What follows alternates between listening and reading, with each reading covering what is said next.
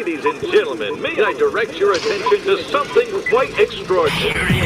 You are listening to Kayak Adventure Series. Kayak Adventure Series. This is where you choose your own adventure. You want to be offshore? You want to be shallow? You want to go up the You creek? want to have a kayak that is sophisticated? Or a kayak that is simple? You get to choose your own adventure. Oh, looky there. That's a micro bag. I hope you brought the family. This is going to be wild. Hey, this adventure is going to be amazing.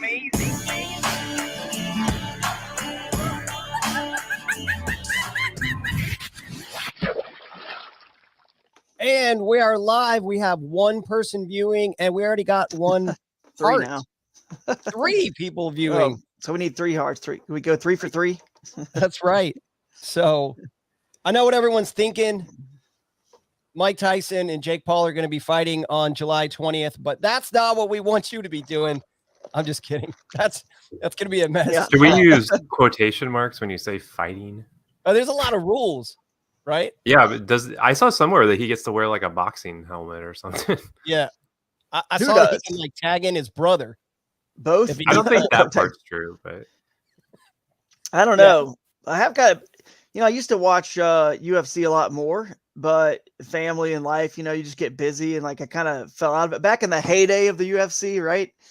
But Alex Rudd talking about it so much on his podcast, and then I was at the Indy Sport and Boat Show with him and watched one of the fights there with him that night. Him and his wife and Chad Hoover was there as well. So we all watched the fight there and kind of got me back into it a little bit. So I kind of been following along. I caught the one this past weekend. So it's a wild, wild west out there. And it's the best analogy for the Kayak Adventure Series, which is what I love. We always talk about it. All different kinds of fighting styles coming into an octagon together is what we do on the Kayak Adventure Series. All different kayak fishing styles, whether you're 2 rods and a $300 Pelican in a creek, or, canoe and kayak launch or somewhere that's kind of rough like that, or you're spending $30,000 on your setup, offshore motors, live scope. We freaking love it all. Let's just battle it out. So everything in between. Absolutely. And today's episode, we're going to be going over tips and tricks. We have a guest who we're going to do the lines in, and we want to do a proper introduction because this is going to be fun, but tips and tricks. Yeah, it is. Yeah. It doesn't matter if you've been doing this for a long time, if you're brand new, like Drew said, there's going to be a lot of choosing your own adventure, and you're going to want to stick around for this one all the way to the end, because we're going to give a lot of tips and tricks from the experts, right? Oh yeah. And this is not even like so much strategy, guys. Today, you're going to learn the little logistics and tips and tricks for measuring and taking photos and all the little things we do to save time or be more efficient and energy. So I guess a little bit of strategy, but just the things that honestly, I do seminars and I say some of these things to people, and to me, it's second nature. I don't even think about it. And to them, they're like, oh my goodness, that makes so much sense that you do that. And it's just like, saves you from something or speeds your game up or makes you more efficient in some way, more productive.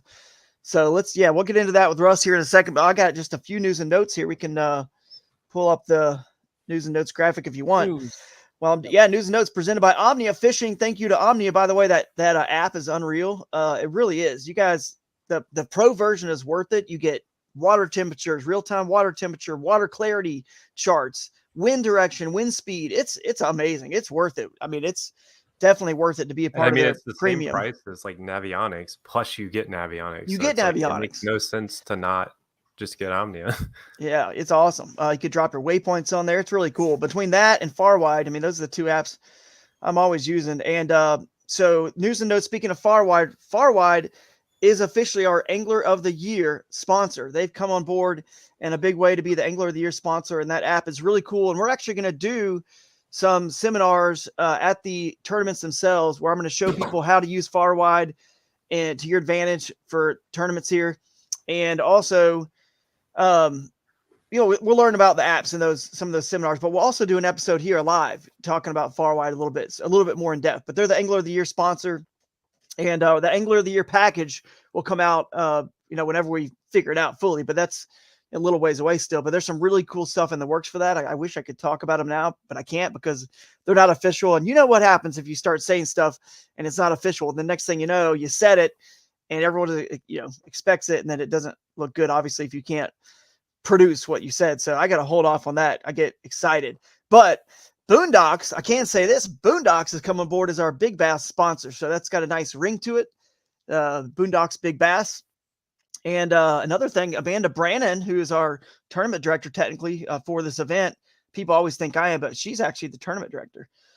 She and I have finished the payout charts. I'm going to bring them up here real quick so you guys can see them. And I'll put them on the website. But that right there is your individual angler division, your $150 entry fee individual angler division, paying out the top 15%. So I don't know if you guys can see that pretty well. It's pretty small. But that means if we just have 200 people, which we're on track for that for Shoalipalooza, I believe, because we already have like 30 or something people signed up, then if we can get 200 people at $150 a pop, the winner is going to get $7,000. And that's not counting, Billy, the two-man team division, or Jake, who's covered up with this payout chart. Sorry, Jake. I'm here somewhere. You're there somewhere. But that's not counting the money you would win if you entered the team division and the individual. So someone's definitely going to be walking away with 5 figures because you got all these joint tournaments, the Peach State Kayak Anglers for Shoalipalooza, for example. In Michigan, you got the Michigan Kayak Trail. And Susquehanna's got 3, joining clubs. So if you start entering all that stuff, which, many people will, definitely 5 figures will be taken by somebody. And the last thing I wanted to say was just a huge shout out to Dark Horse Tackle, man. I mean, those guys, man, when I started this, I didn't realize, I should have realized how much work it's going to be because I've done a national trail before, right? I should have realized that, but I did something new and different with this thing. It's just a whole nother animal. When you get GoPro to headline sponsor it and these theaters and all the momentum, and you got this festival component to it that's going to be happening with merchandise booths and vendors and bouncy houses and Toyota truck demos and all this stuff that's going on, it's kind of like snowballed bigger than I ever expected. And we don't even know how big it's going to be. We haven't even had an event yet. But without the guys at Dark Horse Tackle, and in particular Zach, he's helping out. They're helping out so much with sweat equity on the back end of this thing, guys. I mean, just like you two, just helping out so many of you guys out there. I want to say shout out to Brandon, Dust Off Fishing, and Ryan, the Real Yak Dragger. They're helping out with stuff. Everyone's pitching in, and I appreciate it because I have to delegate all these little things to everybody, and it's going to hopefully turn out to be one big fun or 6 big fun events because of everyone's help and support, because we want to be able to really come through for you guys, for the kayak anglers, and just make it a fun event for everyone. And hopefully, of course, raise a lot of money for charity, and people certainly are going to walk away with cash money as well and prizes. So thank you to Zach and Dark Horse Tackle for all they do. Go check out their monthly boxes. Definitely go check them out. They're well worth it, supporting small American businesses, and we're all about that. So thank you guys. All right, let's unless you guys have any other news and notes you can think of. Oh, last thing I will say, Gene Jensen is definitely coming to Shoalipalooza, and we've penciled him in for a seminar. So we just changed that on the website. So Gene will be doing a seminar at Shoalipalooza. I forgot to mention that. The Fluke Master himself. So that's going to be exciting having him at that I need event. to get him to teach me how to use that XI3. He's a master at it. He is a master, which is why, and I got to confirm this with him, Jake, on the actual seminar title I just put down for him to do. I got to confirm it, but I just did the Indie Sports Show with Gene, and we had a panel. We talked, myself, Alex Rudd, Mike McKinstry, and Gene talked about his setup and how he has a 2 graphs, and he's got all this stuff, the live scope, the motors, the power poles. He really is a rigger. He's got it rigged up just fully. So I figured his seminar could be really cool to talk about rigging up kayaks, and especially with electronics and motors. So we're going to have him do that, because even though that's not my style, remember, this whole series is about celebrating all the diversity and all of our styles. So we want to make sure we always have, folks that are real knowledgeable on the other side of Drew Gregory's world, right? So that's why Gene's going to fit in perfectly at that one. And you guys can meet him, and he'll be there at the, obviously at the whole festival, all the social times we have there to hang out. So if you've ever wanted to meet Gene, he'll be there, and all the other pros and celebrities, which of course, Russ, we got on right now. So let's talk to him, I guess. And then, I'm going to hit the GoPro main event, but I just wanted to say that also Gene was the inspiration for me, Billy Kayaks. to decide to wear the same hat. So Yes. I wear my Bengals hat, and that's a little nod to. Is that your brand? That's It is his my brand. it's my brand. I have Definitely three his of brand. these. I have three of these hats. Two of them are in the kayaks, and then this is the one that has to stay in the house. I call this my wedding hat. Like if I'm going to a wedding, I'll wear it. You can wear a hat to a wedding, right? It just has to be clean. I mean, don't ask a girl that question, but yeah, I mean, I'm Yeah. like, do whatever you want to do, man. There you go. All right, let's get after this, man. Ladies and gentlemen, this is the main event. GoPro highlight. GoPro highlight. So we're gonna get into this tips and tricks. I'm gonna bring in Russ, and I'm gonna let Yeah. Drew talk a little bit more about Russ as I figure out how to add to stage. All right. Go. There he is, man. There he is. What's up, Hey. Russ? What's up, guys? Thanks for having me on. You guys hear me okay? Yes. We got you good, man. So yeah, Russ, Good. I mean the quick introduction, although you certainly could do a long one for Russ. You know, Russ is the only other person that actually has one of these. I don't knock down, which is cool, Russ. Actually, that I realized you and I are both the only AOIs for Yeah. Bassmaster at the moment, Yeah. which is cool. It's only been 2 years, but anyway, we can claim it. So that's pretty cool. Reigning AOI, reigning champion. So that's amazing that you're the championship winner and the AOI winner, which is awesome. That's going to be hard to ever top. But you'll try it again here soon in Oklahoma to repeat that, defend that Looking title. forward to 10 killer. That'll be Yes, fun. that's going to be fun. It's We'll have coming to up. touch on Next week. Yeah, we'll have to touch on that. But anyway, you've won a couple AOIs with KBF, and obviously just a ton of tournaments with KBF, Hobie, always in the top. Most everyone knows you, but I just because most people know you that are listening to this, I don't want to gloss over all the just incredible accomplishments that you had. So the list doesn't end. If you were at home, which I know you've told me you're visiting your folks in California, is that correct?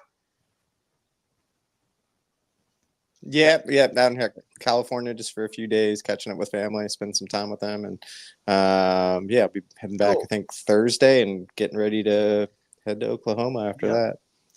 Otherwise, we'd see your trophy room, kind of like I have behind me, and there's a ton of them. So, definitely the number one ranked kayak angler. And if there was, which there used to be, if there was a power ranking, no doubt about it. So appreciate you coming on here. We've been good friends for a while, and instead of talking just strategy, which we'll have to do that at some point with you, or get you to do a seminar at one of the events you're going to come to, because I know you said you're coming to a few of the Kayak Adventure Series events. Is that right? You're still planning on coming to a couple of these? Yeah, looking forward to Sholi Palooza. I'm teaming up with Steve for the team division, and I fished that area once before, and I love the opportunity to try to go out there and catch some of those big shoal bass, and that whole river system there is just amazing. Beautiful part of the country, beautiful time of year to be there. So I'm really excited about it. Yeah, it's going to be incredible, man. So we were thinking we would have you on to talk about these tips and tricks. And I don't know if you want to start us out with one, and we'll just kind of round table. And I know we got the comments. I might have to let my dog out in a minute. She's barking like crazy up there. Might have to, look at the comments, guys. I see everyone in the comments here. So you guys in the comments, please share us some of your coolest tips and tricks. And these aren't necessarily strategy related, just tips and tricks, logistics wise, things you do. But Russ, we'll let you kick it off with one, and we'll just kind of go around and see if we can help people become a little bit better tournament anglers and preparing for these events. Yeah. So, big part of being successful when it comes to tournament fishing is just being as efficient as possible, being able to just be organized and find, everything that you need to find in a timely manner.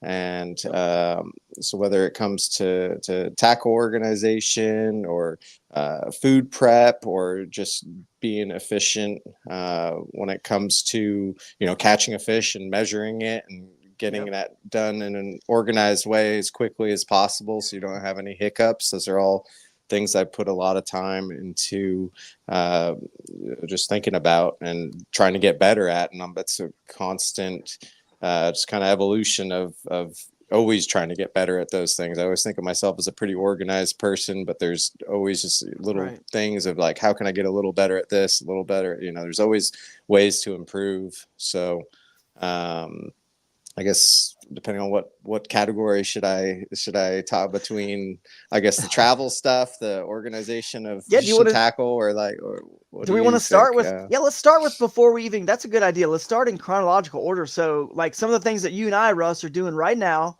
right? And we've already been doing to prepare for Oklahoma for Lake 10 Killer, this Bassmaster Championship. Like, let's just start there. Let's give some tips from there, and then we'll go into the tournament and, into even taking photos of our fish. Some good. I mean, the first tips is just doing all the research and studying about the lake or river system that you're going to fish. And, a big part of that is checking out, mapping and contours, whether it's, on your Navionics or Lake Master chip or satellite imagery. Satellite imagery is a really big part of it. And there's a few different resources for that. You can use Google Earth, Google Maps, or Apple Maps. And a lot of times they're all different satellite imagery, whether you're trying to see that lake when it's far down, when it's 20, 30 foot down, whatever. And you could see all the rocks, the trees, the grass lines. I mean, it gives a lot of information up, but a lot of times you need to check different resources for that. And one really good tip that I have for that is to bring a laptop. I bring a laptop with me when I go onto the tournaments, because you can check out the imagery on your phone, but a lot of times you're limited to the images that you get. If you have a laptop, and if you go onto Google Earth, you can actually have archived satellite imagery where you can go back, 10, 20 years and get the right satellite image, whether it's based on the time of year or the water level or whatever you're looking for. But you can't get that information on a phone, on a iPad, or on even like a Chromebook. It has to, or even it has to be a laptop. So that's a good tip that I, for as far as just getting things in order and trying to do as much research on the lake or river that you're fishing and seeing that satellite imagery. I highly recommend, getting a laptop for that. I do the same thing, Russ. I bring, you know what I do too to tag along on that is, because I don't use fish finders and just prefer just to fish super shallow and try to find them that way, I actually transfer the files. And I teach this in my seminars. Maybe at the Kayak Adventure Series, we can teach this.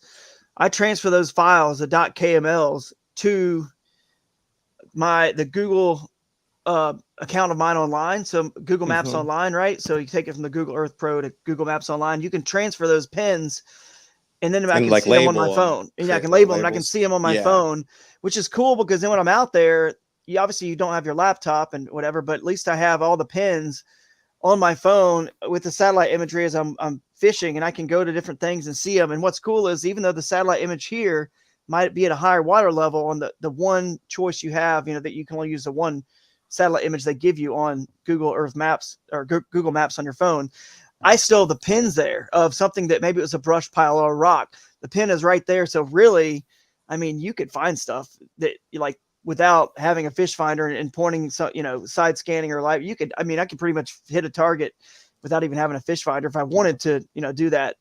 But I transfer them that way. I got them on my phone there in front of me as well. But most people are doing that with their fish finder. They're transferring to the unit and looking at a bigger screen than I've got. But that's something I do too, is a lot of times I'll put the laptop right next to the fish finder, and I'll start marking the waypoints, on my fish finder, just based on looking at that satellite imagery. And then also, even if I'm looking at Google Earth, is a lot of time when it's on the laptop, is the best resource for looking at satellite imagery because of the archives and stuff. But it doesn't, from what I know, it doesn't allow you to put labels and stuff on. Only Google Maps is the one where I'll use that as a resource to put, okay, here are all the launch points, and here's grass. I'll put all sorts of change the colors. Change the colors of them to mark ramps and whatever. So you're building your own map, which is cool. That's very cool. And to go along with that, I was going to add, so another thing I do, and then I'll throw it back to you for another one. And Jake and Billy, you guys chime in as well if you have any pre-tournament prep you do online stuff. But I actually, right now I've been doing that. I actually have been keeping an eye on the obviously the weather is important. We all kind of checking the weather. That's obvious, right? As soon as that 10-day forecast hits that first, practice day or tournament day, you get excited. You're getting close enough. You kind of can see the trends of what water temperature is going to do and weather, which is pretty cool. And we've got some great weather coming up for our event. It's pretty exciting there in Oklahoma. But Cool. but I also will check the river gauges so you can see how much water is coming in, the river and creek gauges, great gauges to see how much water is coming into the fishery, because that's also determining how much water they're pulling from the dam. Kind of keep an eye on that kind of stuff. And some of them, a little secret I'll tell on here. If you keep following enough of the river gauges, it doesn't happen all the time. You can't, get it at every single river or creek, obviously. But if you have a long enough river, if you keep following all the gauges upstream, eventually you might get to some that have like 4 or 5 parameters, not just the height and the CFS. And what's cool is when you find one that's got one of the parameters that says water temperature, you can actually start to get water temperature. So I know some water temperatures there that are more accurate, or probably a little bit more accurate than the Omnia app, which is it's close to accurate, but it's not like exact, you know what I mean? Like to the degree.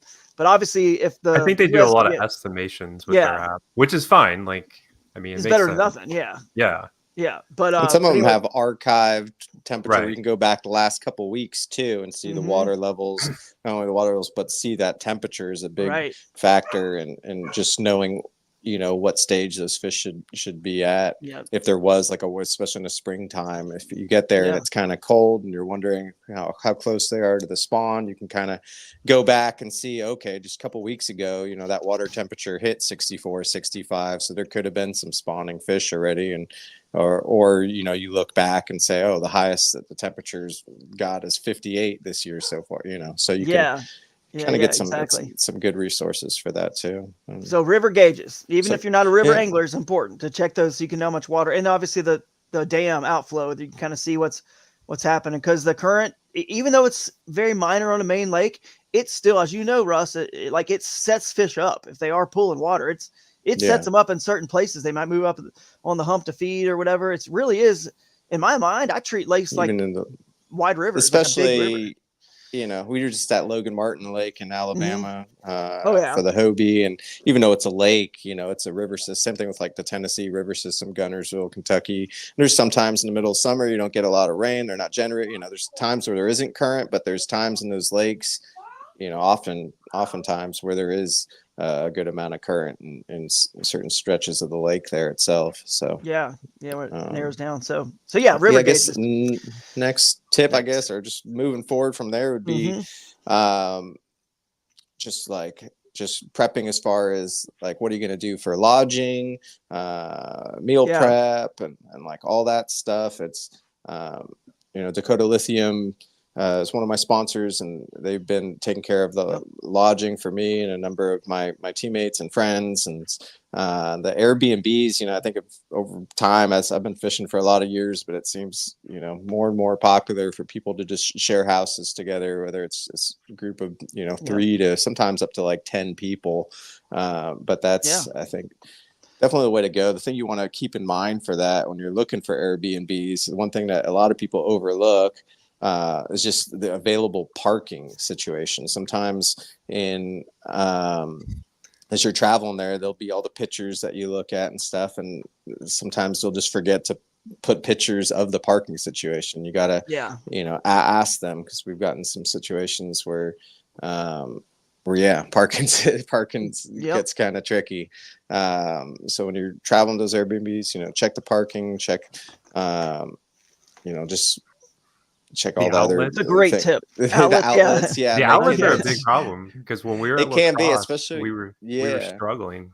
You need to charge, especially this day and age with motors being allowed in most tournaments. No, you're right. Not so much with like the really big houses usually isn't a problem, but sometimes you just you're with a few guys and you just get like a little kind of rustic cabin type thing, or something like that, and that could definitely be what happened to me during practice at lacrosse. I thought I charged my Newport battery, and apparently like the plugs there were really loose, so it didn't actually charge it. And I'm like crossing the Mississippi on like the main part of lacrosse, like the really wide section up further north.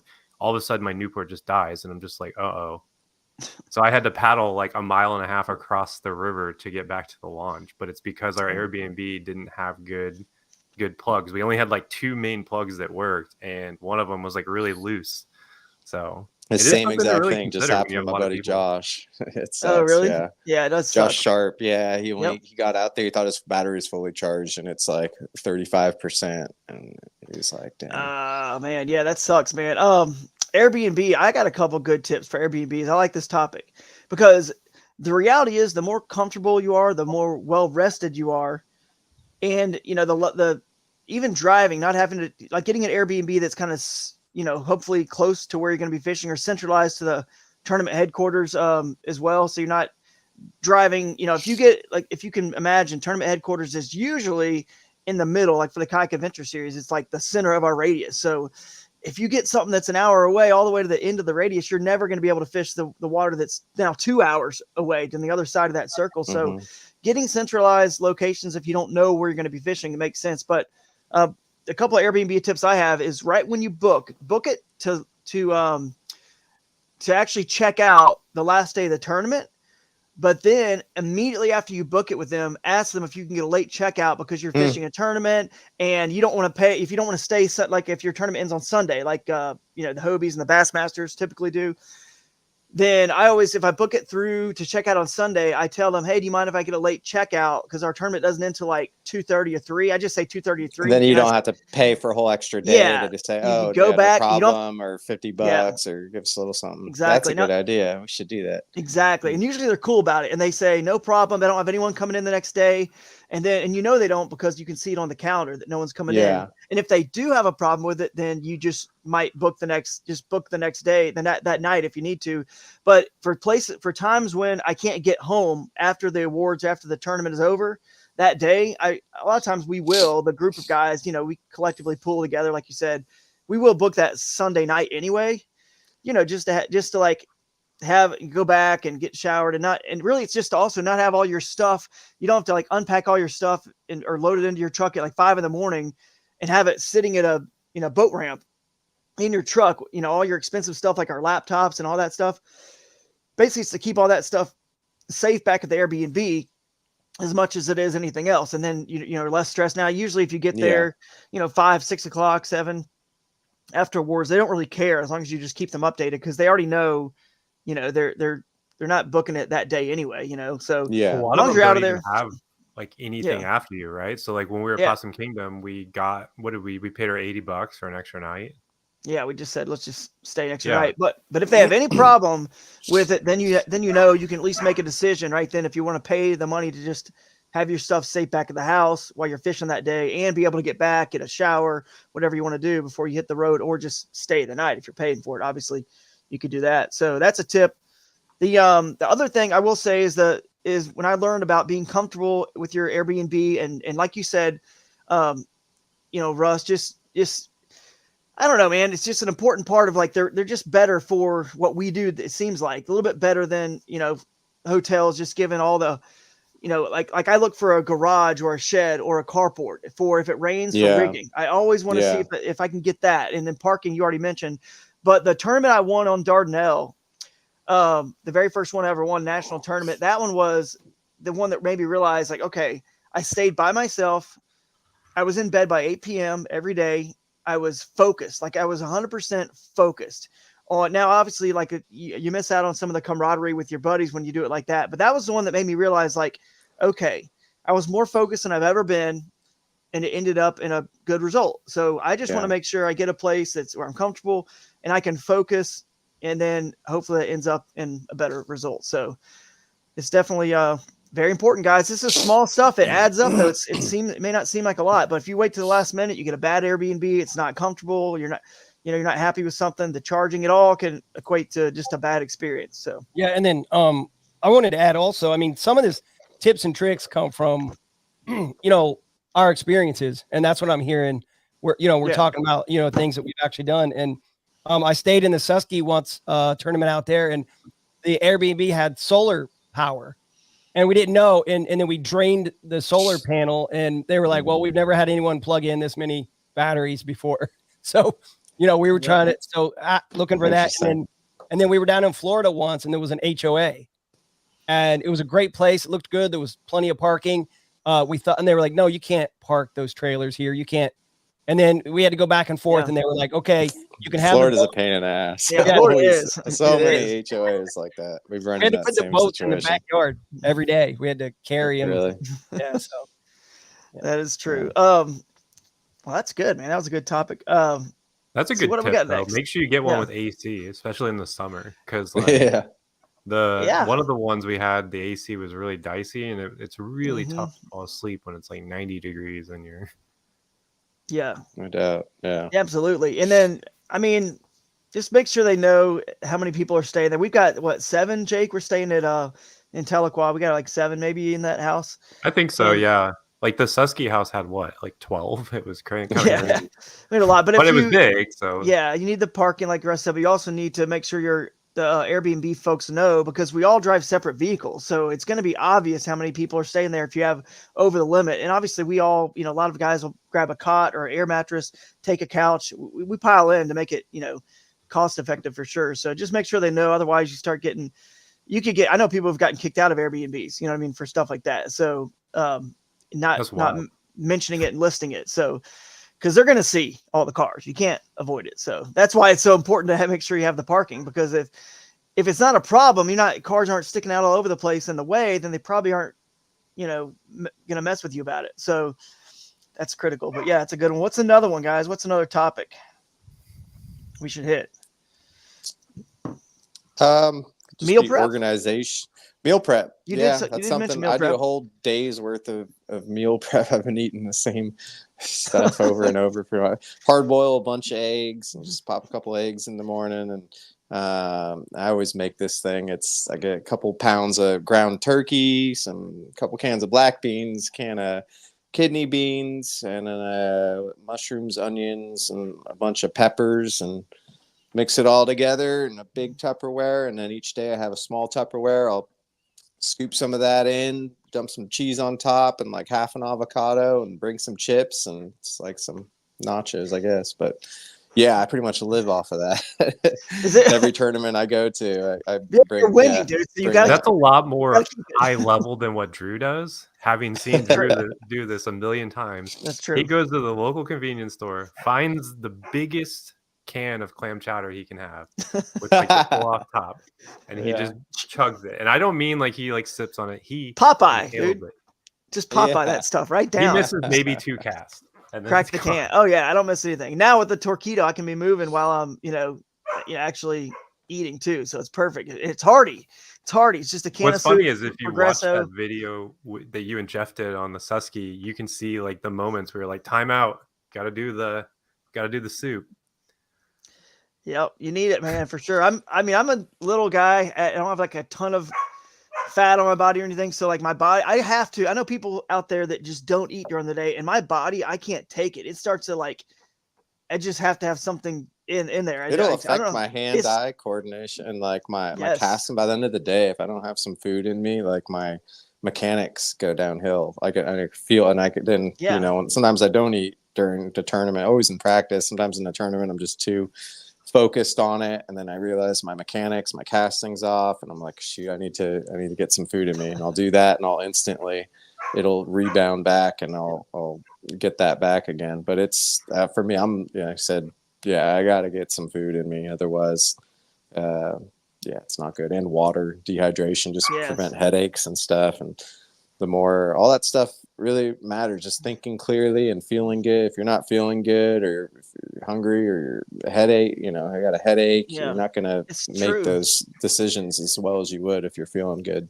So true, man. And it just seems like it's so simple, the stuff we talk about, but you just mentioned water, and it reminded me, I typically bring a few waters, like water bottles, but also bring, what I also do in the summer, speaking of this guy talking about the AC, Jacob earlier, I make sure I freeze water bottles overnight in the freezer, and I bring them obviously they'll thaw out during the day, and they're nice and cold, and they feel great when you drink them.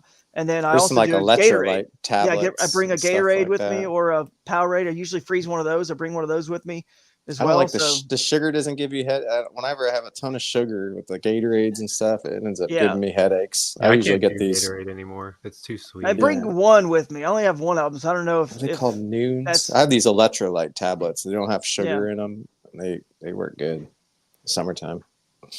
Let me let my dog out. It's barking, but you guys go on to the Yeah. next topic you can think of or whatever. I'll be right back. I mean, it is interesting. Like, it's really sometimes when you're really focused, it's hard to remember to stay hydrated. Like, I've noticed, like, when Yeah. I fish a lot, I'll bring like a ton of water and I'll like look down and I'll be like, wait a second, I haven't drank water in like 4 hours. This is probably hmm why I feel so crappy.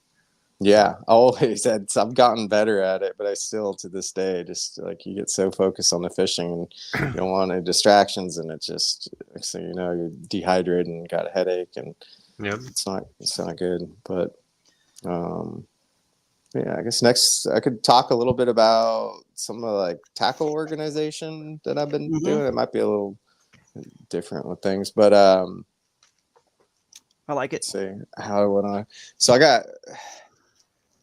I use a lot of Yak Attack products, and my current the Bonafide PWR I have 2 of the 13x16 black packs, and what I've been doing with one of them is just devoted straight for plastics, and the other one is hard baits and terminal tackle. But with the plastics, what I've been doing is I was just using like these gallon Ziploc bags, and I'd have like 4 of them. One of them would be maybe flipping baits. One of them would be like worms or Senkos and stuff. The other one would be swim baits. So I try to kind of categorize them that way. But my buddy Adam just turned me on. We got the Ziplocs just keep like tearing up after a while and stuff. And wish I'd have a link. I'd put it on there. But there's like these gallon size Ziploc bags that have like the mesh in them, so they're really durable, and they have a little zipper on the top. There might be some other tackle companies that make them, but I got these cheap. They're like you get like 40 of them for $20, and that's a good way. I think that's the best way I've found so far of storing my plastics, and they way the sizes, they line up just perfectly in like the 13x16 black packs. So that's a good way to organize. That's how, and then as far as what I bring, because the thing, you're limited in space when it comes to the kayak as opposed to the bass boat. You just have all your tackle, whatever in the bass boat, it just stays in there. And with the kayak, you can only bring so much. And then in my truck, they'll all have I have a big storage compartment with bags and bags, tons of plastics and stuff. But one of the hardest things to do is just staying organized with your tackle, staying organized, especially with plastics, especially if you're at a lake where you're fishing muddy water one day and then clear water the next day. I'm constantly like having to take things in and out. So anyway, I can kind of just streamline that process and make it more efficient. And I said, I believe with the plastics, just putting them I probably have 25 big bags in my truck that are kind of organized by category. And then in my kayak and that black pack, I got about 4 of those bags. And just, putting them back and forth throughout the day. Good thing I also do, I've spent a lot of time just thinking about how to organize spinner baits, chatter baits, and jigs. And what I found the best way for me to do that is also go on like Amazon. You can buy like just these little plastic bags, like either 2x3 inches or 3x3 inches are probably the ones that I use most often. And you can buy them, by the 100, and all individually, each spinner bait or each jig or each chatter bait, I'll put individually in these little tiny Ziploc bags. And then all my chatter baits, for example, or spinner bait, I'll have a big binder for each one, and each binder will have, big Ziplocs, maybe 10 to 20 of them or whatever. And, I'll put all the little, individual chatterbaits. Like if I, I'll have like my 3/8, like one page in the binder will be like 3/8, like white or light colored chatterbaits. And then the next page will be 3/8, like green pumpkin variety style chatterbaits. The next page, like 3/8 black or dark chatterbaits. And then we go to 1/2 ounce, so I kind of categorize it like that. But what that's going to do by putting them, in each bait in an individual bag too, is it's going to prevent, like, the biggest thing is just preventing rust, protecting your investment essentially, and not, letting your chatterbaits all piled up together, all start getting wet, all start getting rusted up and stuff. So after I'm done fishing, I'll have kind of a junk drawer or whatever of all my lures that I use throughout the day. I let them sit aside for a day, completely dry. Then I'll get each bait, put them back in their plastic bag, then put that back in the binder. And just having, I'm a firm believer, just having a spot for every single lure that I have. It has its place. It has, where it belongs, where I will put it back to eventually. And by just staying on top of that, will one, protect your lures and your investment from just like getting trashed and having to throw them away, and also keeping it organized so you know what your inventory is, know what you have, and what you're running low on and need to get more of, and also just when you need to get a certain lure, you don't have to waste any time. You know exactly where it is. And what I do with I guess it's getting kind of complicated maybe, but so when I have the binders or whatever in my truck or at home, and then what I do to transfer, I just have those clear Plano boxes. I like the ones really without the dividers mostly, especially for like, crankbaits and stuff. I guess for the, chatterbaits and spinnerbaits, I will, that one does have some dividers, but I'll just move the plastic bags. I'll take them out of the binder and I'll just put them, like pile a bunch of those, just stack it full in that Plano box. So I'll have one Plano box that'll have my spinnerbaits, some jigs, and chatterbaits.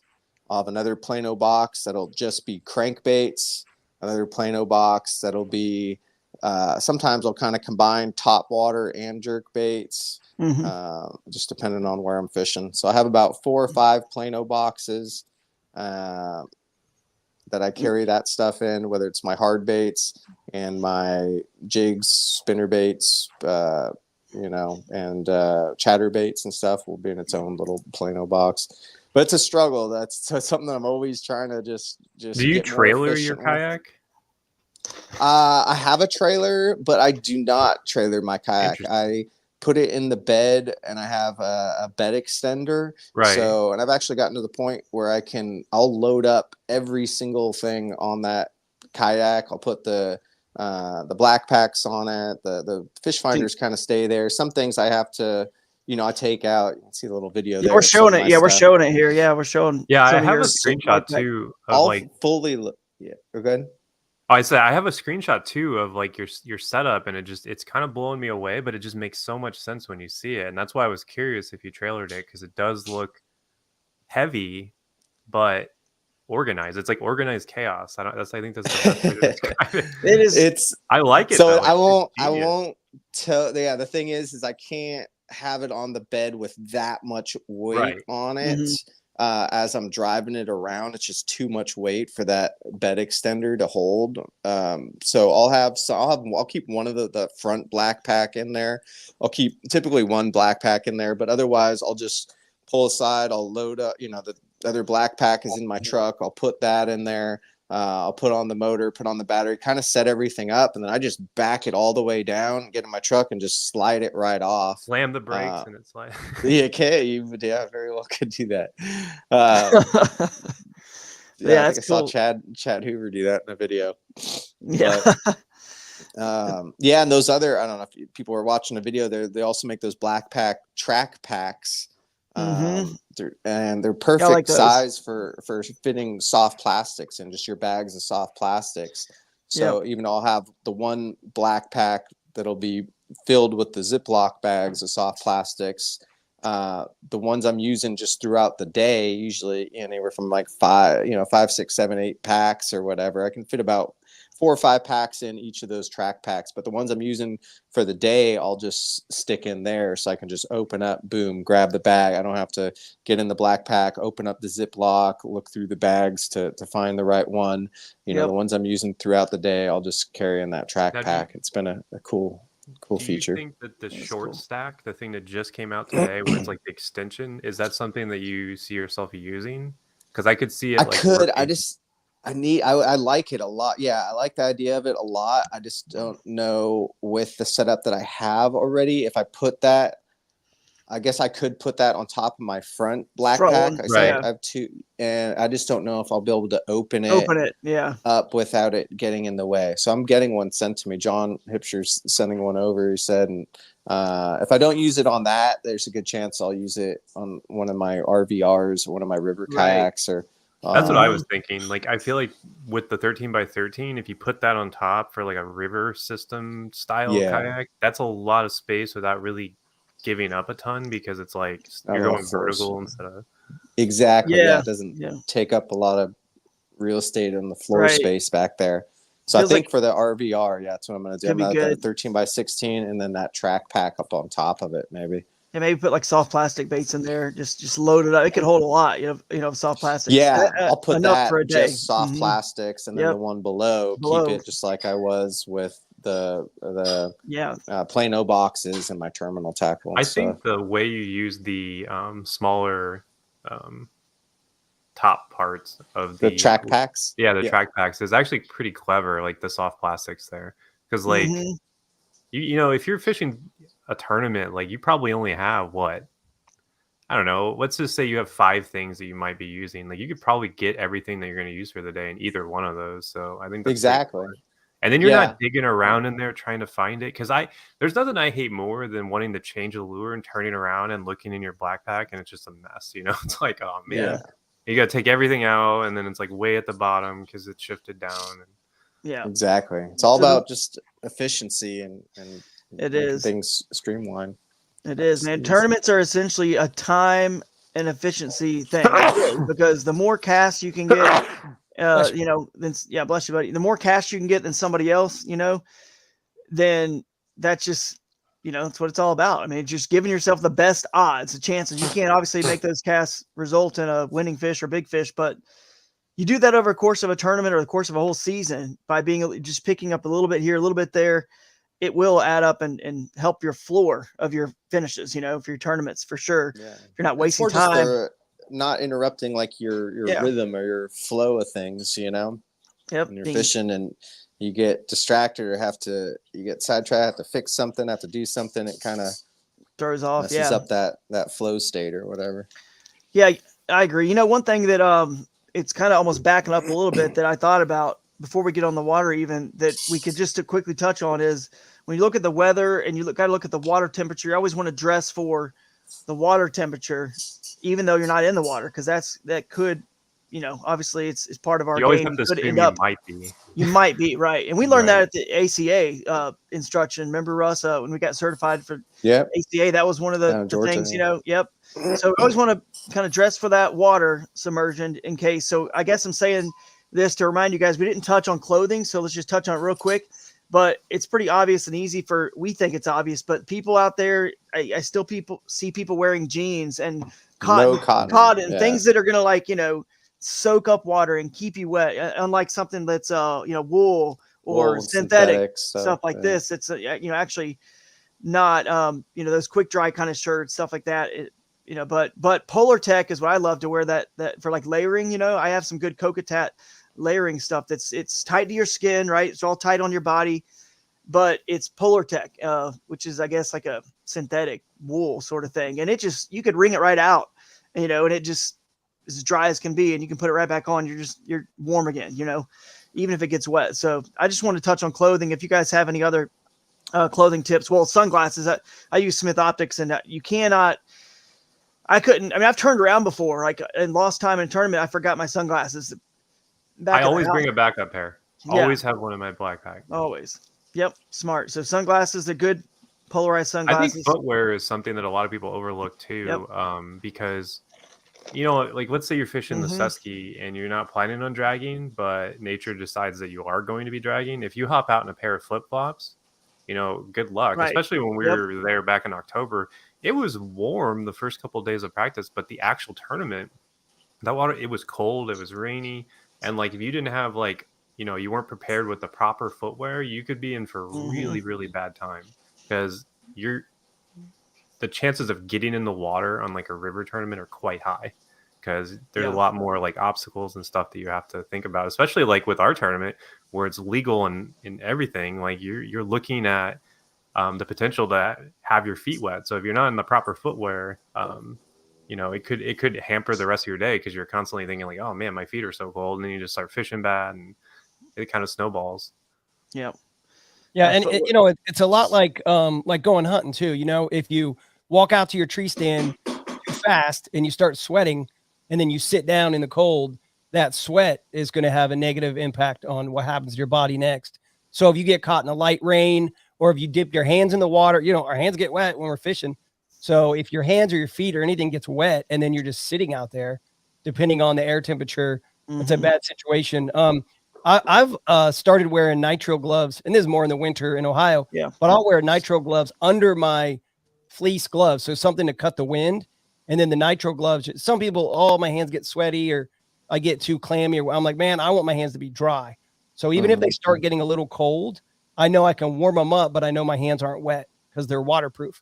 So cheap nitro gloves make any glove waterproof. Yep. And these are the Cross Kicks. Speaking of shoes, guys, that Cross Kicks is a sponsor of the KAS. So I figured I'd bring up the pair that I've been wearing. That's on my kayak right there. You can see I took that photo and they used it. But basically, that's the Tetra. And you can see that sort of sock, that kind of like elasticy sock kind of thing a little bit on the top there when you put your ankle in. Why I like that shoe is because this isn't like a shoe I necessarily grab if I'm going to wade all day long in a river or creek. It's not like for that. It's not get some felt bottom, incredible grip on the bottom, because it's not, but it's more for comfort. And what's cool about it is that sock thing there I'm talking about that kind of grips around your ankle. When you do get in the water, it doesn't let sand and pebbles get in because it's tight around your ankle. That's why I love it. It's super comfortable with the cork on the bottom as well, the sole, but it's super cool because I'm not shaking rocks out of when I do have to get out and wade a little bit, like on our tournaments like the Susky or whatever, you can get out and wade some, like the New River last year for Hobie that I did. I got out and used it. It's fine. But of course you can always put those studs in, for wading, if you really want to screw in the Sims type studs on the bottom, if you're going to wade all day long. But I've loved that shoe. But anyway, I just want to throw that up there so people see what we've been using or what I've been using on shoes. All I'm right. a big fan of those NRS boundary boots. Yes. I know some people don't like them, which is fine. But me personally, I love them. I love the step into the water. Mm-hmm. I've stepped in too deep of water with them sometimes, and that's been a nightmare. But I think for the most part, they're a really solid boot, and I've got like 3 pairs of them, and I usually always bring a backup pair of them too. So they hold up too a long time. I mean, I had the first pair. I got a second pair. That first one I had for like 5 years, and it's still waterproof. The bottoms are wearing thin, but it's good boots. Yeah, those are real good. Let's see what's on my list here next. What about, speaking of the kayak and the organization, Russ, and being efficient, keeping your tools? I use that T-Rain retractor from Yak Attack because it tethers, and retracts my pliers or scissors, things like that. I also just got the new, it's called a lodestone. It's a magnetic stone from Big Drip Outdoors. Jose Chavez is started it and working with this company, Big Drip Outdoors, and he's the product manager for Z-Man. But anyway, it's pretty cool because you got baits will stick to the lodestone. Your pliers, anything like that will stick there. Like a strong magnet? It's a magnet. Yeah, exactly. I should have grabbed here. We can pull it up, I'm sure, on the Instagram again and show it. But it's really cool, man. So I'm gonna use that one. But again, keeping your tools close by, again, super critical. It's gonna save you time, knowing where things are at. Having little extra things, whether it's like little extra drain plug or tools like sometimes you need some Allen wrenches or screwdriver or something, just something in case something's coming loose. I carry some extra little terminals for connecting, to the batteries for my fish finders, and like some shrink tubing. I have a little bag. I carry something to some tape and like Gorilla tape or something like that in case you get even like a small little crack in the boat, even though it's not a permanent fix. A lot of times, just some Gorilla Tape will get you, get you back safe and It Or like a works. good at least. bungee. Yeah, bungee, totally. I carry that's I something else usually I carry always have too. one of those because I've had my motor bracket thing broke, and I actually had to bungee it to the harness to finish the day out. I mean, it worked, but like if I didn't have Yeah. that bungee, I was Yeah. paddling. I did the same thing. First time I put a motor guide on, XI, whatever it was, 5 on the solo skiff when I was using that, it broke off. The bracket, everything broke off. So I actually, luckily for me, I usually bring cam straps with me, but on the Shoaly, the kayak I use most often, it actually comes with cam straps because it's the tank well. It's got a 3/4 inch cam strap on the tank well, and the front handle is a cam strap as well. So I've already got cam straps, but I cam strap that thing down, that motor, to finish the day, like you said, and it works. So in Gorilla Tape I bring, like Russ said, I've actually patched holes. This is back, with like Ocean Kayak Caper way, way long time ago. Not really made for river wear and tear, but I had to patch up holes, and it lasts for a while. It's actually very impressive what that'll do. That's important stuff too. Obviously the safety stuff to bring. But now, Well, like Jeff, having a spoon. Mhm. I Oh, know what? people don't having a spoon, and a Yeah, spoon will help you patch the kayak. So if you bring just a random old spoon, I mean, you're gonna have to have a lighter, obviously, or some sort of heat source to heat it up. But having a spoon with you will allow you to like seal some spots. Like if you get a gash while you're on the river, like that's a great way to like quickly fix it. Especially if good. you got like a little bit of like plastic with you, which I have like a little emergency bag that I just throw in there that's got a spoon, a lighter, and a little bit of plastic from drilling on the kayak that I've saved that allows you to just kind of patch those holes. Yeah, there you go. You could do that. But Jeff Little does always recommend, and like Russ is saying, if you are using a motor, make sure you have your prop wrench, your prop nut wrench there, everything you could possibly need, a shear pin, all that stuff extra. I have a little bag that has all the right tools, extra stuff for the Torpedo, and extra ignition, The kill the switch. kill switch. Yeah, I got Yep. an extra kill switch Yep. too. Yeah. Which, by the way, I know that I don't have one here, but the GoPro magnet, the little clamps they have that have magnets on it, little Mhm. jaws I got clamps, one the somewhere. small ones have yeah, those actually work. You can put it on the ignition for the Torpedo and it'll run it because it's a magnet. You just Yeah. have to have the right size magnet that'll fit in that little hole. It doesn't fit exactly, but it does There you go. work. Yeah, that actually works. So if you bring one of those extra for your GoPro anyway, Cool. you'll make sure you always have an extra. So these are all good things to mention. And speaking of extras, and it'll get us into a new category here potentially, is I always bring an extra ID, like an identifier. I always get an extra Mhm. one because you never know if you lose yours or it gets, I use a turning tag to protect it, but still I always grab an extra identifier, and I usually put it somewhere separate, like in my life jacket, or even some people have done the trick where you open up your phone case, you just open this up and then put it inside, back of your phone. So extra identifier is good. Make sure you tether your phone. That's another one.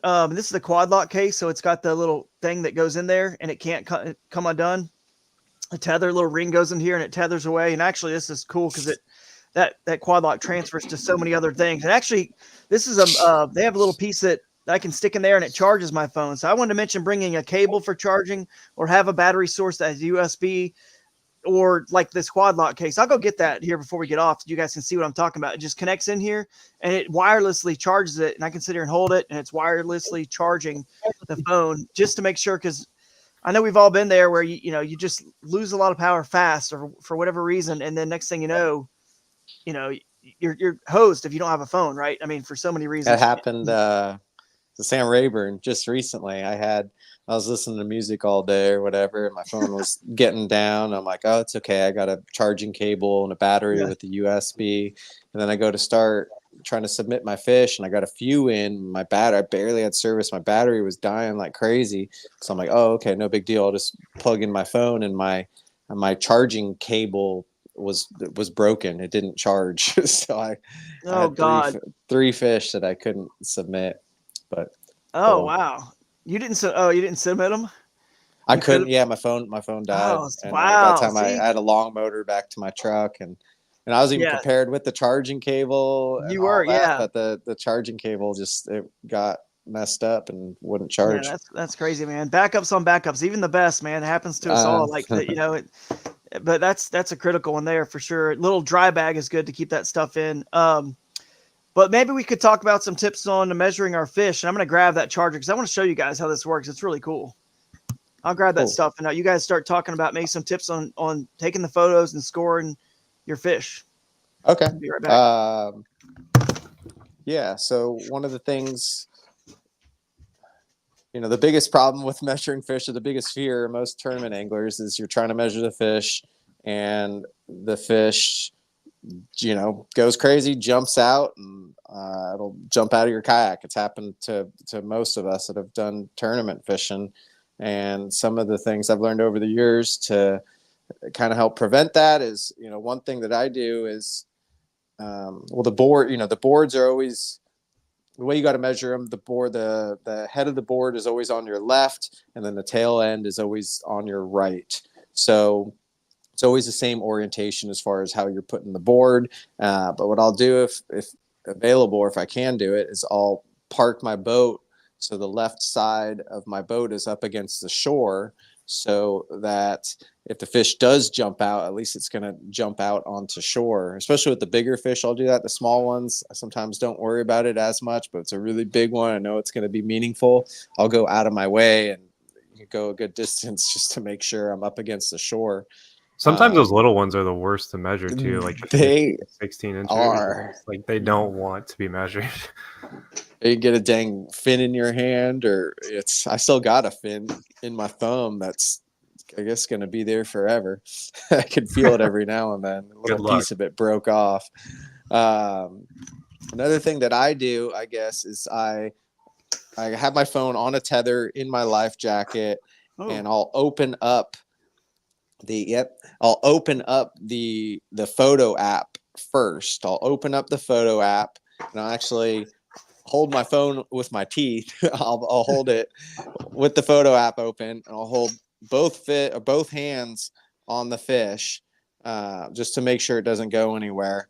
And then I'll kind of slide my left hand over just so the head's showing, and then I'll grab my phone and boom, just do it really quick. Because a lot of times it's just that few seconds in between. It's like you got the fish, down with both hands, and it's like you let one hand off of it, and it's like they just go crazy and it'll jump right out. So the quicker of a time frame you can get from the time you have both hands on the fish nice and secure to then one hand and then taking the picture, the faster, you can get that done in like 2-3 seconds, it's going to better your chances. If you're trying to hold the fish with one hand and you're like grabbing your phone and like trying to get the phone app out and like do all that, and it's taking too long, it's just going to increase your chances for that. And you can tell that fish to jump when out. that fish is going to be problematic or about to jump, because they start to tense up, and you're like, oh, here it comes. Yeah, Their tail will kind of kick up and start. Yeah. You're talking about doing basically getting a safety first, like right away. Is that what I kind of came into? Yeah. So I'll say I'll hold the phone. I'll open up the photo app, hold the phone, bite down on it with my teeth, hold both hands on the fish, and then just slide the left hand over, grab it, boom, just take the picture quick. Yeah, get one exactly. I haven't had one jump out. Yeah, I haven't had a missed opportunity. It's been a couple of years now, probably at least. I can't believe how many people measure on their lap. Yeah, right. And like that one giant that they caught down there at, what was that? The Harris chain, Florida. Yeah. He had that thing up on his lap, and I'm just like, you're crazy. It gives me like anxiety just looking at the picture. I'm like stressing. But totally, I it's agree. Like when you got like a 10-pounder in your lap, even if you catch it, you still have to contain a 10-pounder that's flopping all over the place. Like, good luck. I know, that's wild. But I like, since I have this here, I'll show the tether. I'm using the quad lock case. You can see it's got that ring sort of thing there. You can see that. So this kind of pops in and secures. You can see that right here. So now it's in. It's like secured. So my phone is tethered and it goes in my life jacket pocket.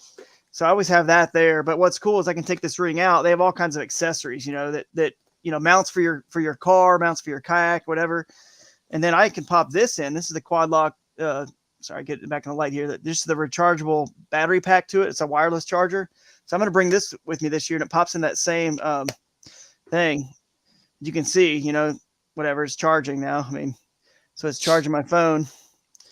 And yeah, good to go. So I'll have that pack with me, always extra. And I don't need the cable. And another way, obviously, I've got other ways to charge things too. I do bring a little battery pack for my GoPros to hardwire them, so I could always use that as a, you know what I mean, a backup charger for the phone too, as long as I got a cable. Which now the new iPhones, the beauty is they use the GoPro cable. It's the USB-C. I just got a new iPhone. Way, Yeah, really? they use the same. Oh, they've already made that change? Yeah, For some reason, I was thinking it's it was the charging next board. one. Dang, it makes me want to That's upgrade. it. Exactly. They were doing it for all the kayak fishing sales. I didn't know that. Sure. I mean, So I the actually video. It's like the circular kind of round hollow. Fitting. Yeah. it's It's the the normal. USB-C is what they Yeah, I call wonder if I it. got one laying here, probably somewhere, I maybe. didn't know that. Yeah, I wonder if I have one here. I don't know, but it is the USB-C. Nope, none of these cables are the right ones. But yeah, it's the same as the GoPro charger, so it's easy now. So that's cool. But I don't know how well you can see that. Yep. yeah, it's that one. Wow. Okay. Yep, that's cool. I'm about to get a new iPhone, so that's Yep. good to know. Yeah, go ahead and just get that one. So I let's built my see. GoPro battery box to actually have USB cables so that like if I ever need to charge my phone, I can just throw it in there, and it's a fast charger too because it's like 5 amps. So if you throw it on there, you can get a full charge in like an hour basically. So Nice. I was going to talk about bring up the scoring of these fish still. The little things that we do. I don't know, Russ, you may have said this when I was gone, but I always push my kayak to the yeah, he did. Yeah, I did. the left-hand bank. Yeah. Mhm. And I was going to show a video of that. I'll try to pull it up. But I'm trying to think another thing. What's another good well, one thing you want to do is for the Kayak Adventure Series, we allow an hour and 15 minutes for you to get your photos in. You think, well, why in the world do you give so much time? But that's pretty cool. The reason is because, I mean, Russ, you've probably done this too. We sometimes fish some wild places, right? So sometimes it's a long paddle or motor back to the ramp. And sometimes these places don't have signal way out there far. I want to give people like, don't stress. I didn't want to make sure that the anglers don't stress. Like you have an hour and 15 minutes to get, if you need to get all the way back, you have a 30 or 45-minute paddle out, 10, 15 minutes to load up real quick, and then get on the road to get to the high point to get signal. I want you guys to be able to I don't want technology to limit where you can fish is basically it, where you can fish to win the tournament. I want you to have plenty of time to get back, get your photos in, no stress. We're not engraving on these trophies where we need to know who the winner is like right away, super fast. So there's no reason for you guys to be stressed over that because a lot of times it is a very stressful thing to the angler. It feels like time goes twice as fast once the line's out hits. Yeah. Because you're trying to look in your phone. I always take a photo of, and you may have said this while I was gone too. I always take a photo of where I caught that fish, where I made the cast, where I caught that fish. So it separates my pictures in the photo gallery on my phone. That way, when you're scrolling, that's interesting. when you're scrolling through, you can see where one fish starts and one fish ends. Because even though I encourage people and I want people to submit the second they catch a fish, I'll be honest, I don't always do that if I'm in a flurry. I'm in a hot spot and it's a flurry. It's tough to do that, honestly. It is kind of tough sometimes. I'll always put the little heart or whatever, like it. Or that's put what the I little do. Yeah, heart on That's the what I thing. do. Yeah.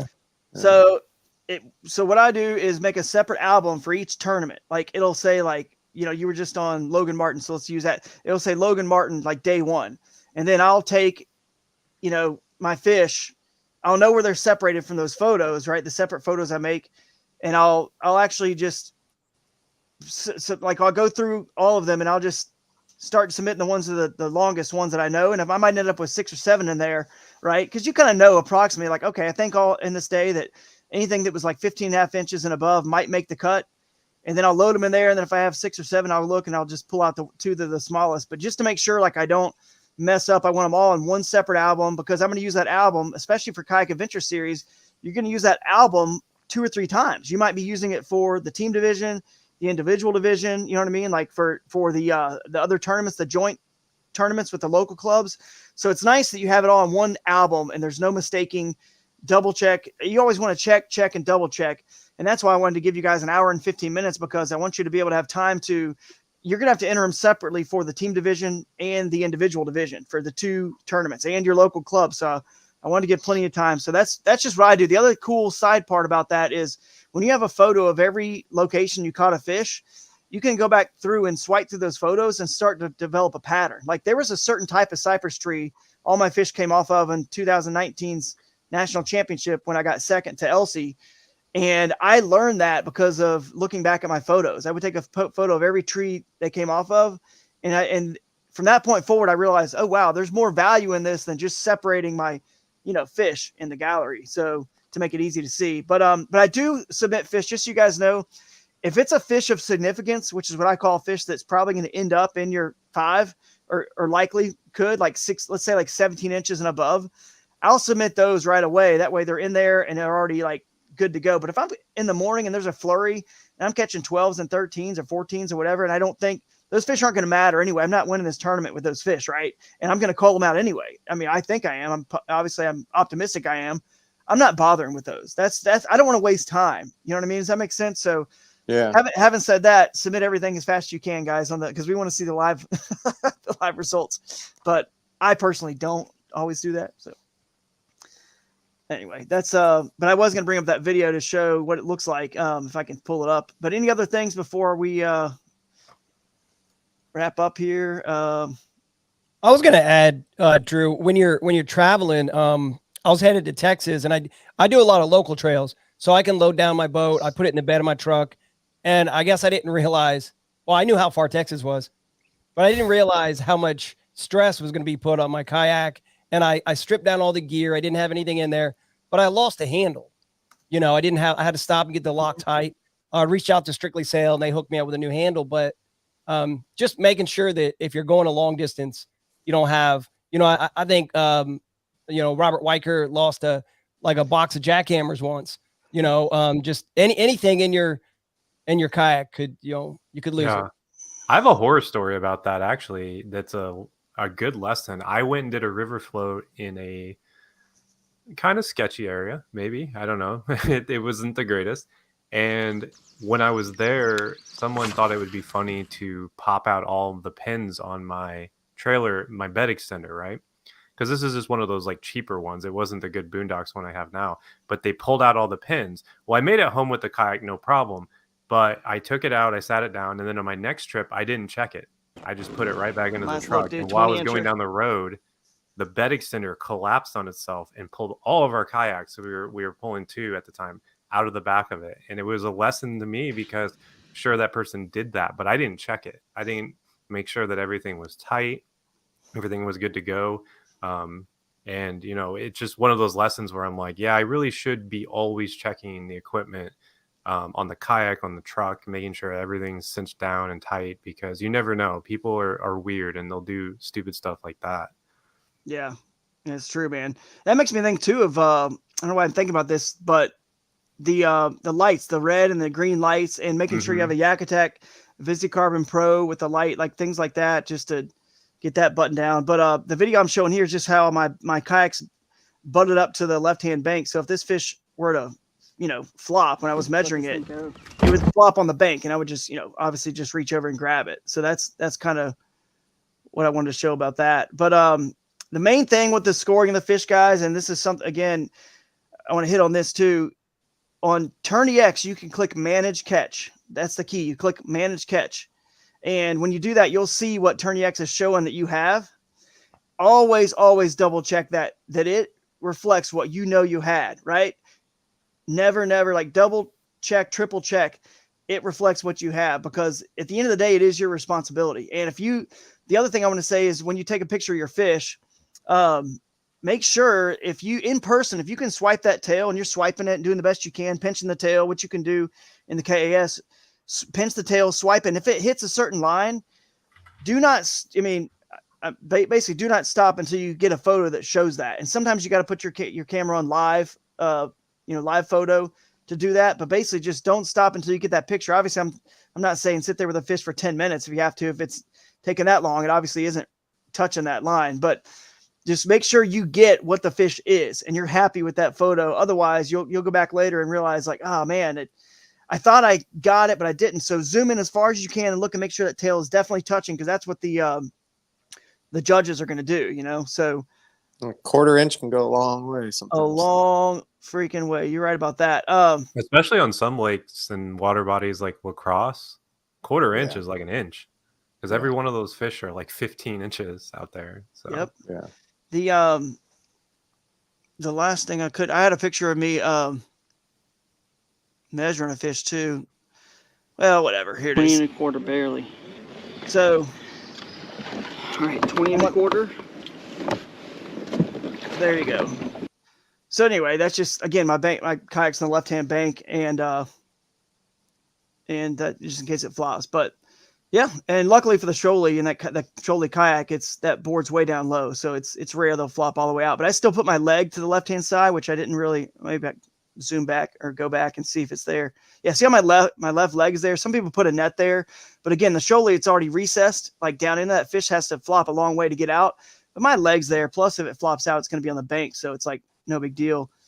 But yeah, I mean, that's for the scoring of the fish. That's pretty much it. Just check and double check is all I got to say, because it's on us as the anglers, right? So I any think other more tips? and more kayak companies too are putting in catchboard recesses and just like thinking about measuring fish. I think the RVR might have it, if I'm not wrong, like a little podium bit. for it. The new But- PWR has one on that front bow Okay. hatch. It's awesome. It's perfect. And just like I spots to really put your like it. catchboard, because like Yeah. getting to it quickly and having like, because if you put it in a weird spot and it flies off and you don't realize it, it's gone. You're done. Yeah. Yep. So I agree, man. It's critical to have to get the technology of the newer kayaks that can make it easier, for sure. Trying to think, the last thing I have here, I'll just be quick, and you guys can bring up any extras, and we'll wrap this up. Was kind of going back to Russ and the lures, just pre-rigging any lures you're going to use already. So instead of like if I put a Z-Man Pro Crawls on the back of a Power Finesse jig from Z-Man, right? If I already have some of them already rigged up with that crawfish on there in the weights and the colors I'm going to be using, or a swim bait or whatever it is that you need a rig, that will help save a little time. It's not a lot, but man, that's still adds up, right? It all adds up. So pre-rig anything is going to be critical for that day. And then Hey, Drew, I'm gonna be heading over to Amazon, buy some of those clear Ziploc bags that Russ was talking about, those small ones. I already pulled it up, but another thing that I do is I bought on Amazon a bag of the silica packets, and I just threw them in every tackle box. Mhm. Yeah, that's smart.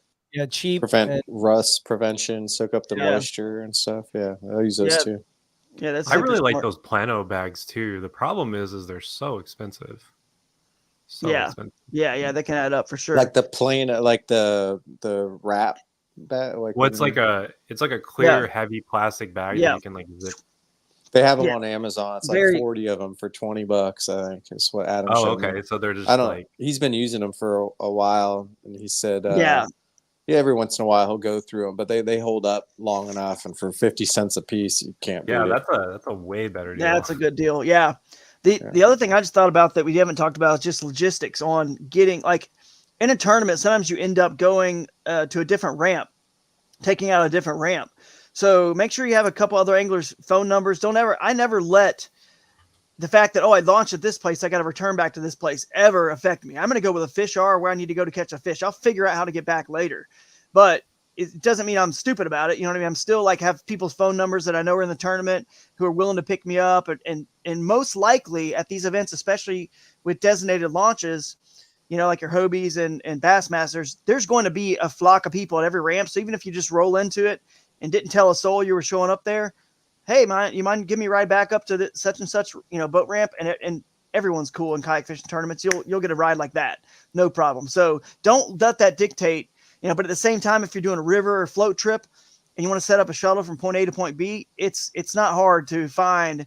Obviously a lot of us with motors these days certainly can just go upstream or downstream and motor our way back or float our way back. But if you're not using a motor, doing a float trip, don't let the fact that you rode with your buddy 14 hours in one vehicle stop you from doing a float trip to where the fish are going to be. You need to win the tournament, because somebody will help you. There are outfitters in the area you can call. There are other anglers that will help you. You will definitely be able to get a ride you back. could always Uber too. Just leave your kayak there. And Depending on where you're at. It's a populated area. So there you go. Florida is usually good for that. So there's back to a positive on Florida. HOAs suck, but there's always Ubers around those Florida lakes. So most of them, at least, they're pretty close to Orlando. But any other things you guys can think of? Last call for tips. Anybody in the comments that any comment we missed on those, and we will wrap this one up. Let's see. Oh, RJM Fishtails Ryan saying raffle off of Stinky Perry. Must be talking about this cross kicks. Kurt Smith saying words from a true power fisherman. All right, guys. I don't know. I can't think of anything else. We covered a lot. I know we'll hit some before we leave. We will definitely think of some others right when we're off air. But I will end on this that I forgot to do during the news and notes. Thanks to Bass University, I put that graphic up here. Bass University is the presenting sponsor of our Bass U brunch.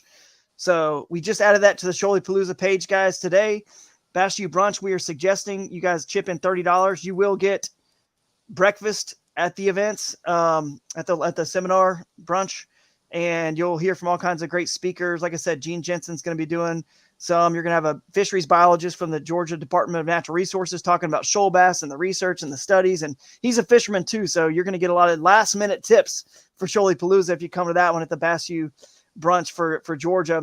I'll do one with Jeff Little on some river fishing secrets we hate to divulge. I hate to divulge. Jeff loves to divulge. I hate it. But, and then I think we might even have a YouTuber panel as well at that one. So that's the first one. You guys can go on there. It's a donation. Some of the proceeds go towards obviously bringing the speakers in to Georgia Breakfast and the River Keepers. So it's a suggested $30 to come to those, but we didn't want to limit, anglers from coming if they didn't have the funding to, give $30. So you can change the amount. It's right there on the website. You can click change the amount. You could change it to 50 or 100 if you want to donate more. If you appreciate that we're doing this, that's great. Like I said, a lot of it just goes to the charities anyway, but you can also change it down to, $1 if you just have $1. So just pitch in what you can. We want to have at least, 30, 40, 50 people at these so you guys can learn some last minute things before you hit the water later that afternoon at 3 p.m. Seminars again, the Bass U brunch is from 10 to like 12:30ish. So plenty of time to still get back, load up kayaks, get things ready. But I suggest bringing the kayak. You're already ready to roll. It's 10 o'clock. It's not like we're starting this breakfast at 8.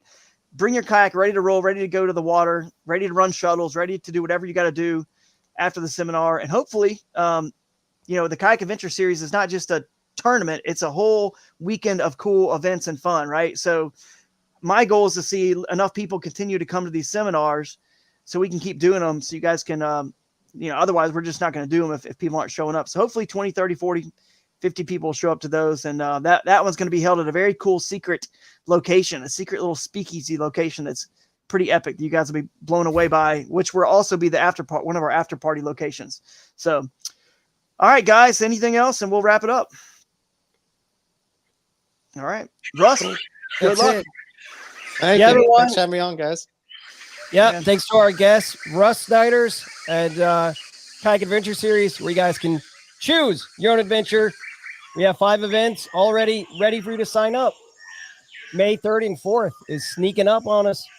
Sign up now, and don't forget to follow us on YouTube and all those things. Go follow us. We always got to say that. Thanks, everyone. Absolutely. See you guys. Good luck in Oklahoma. See you guys. See you.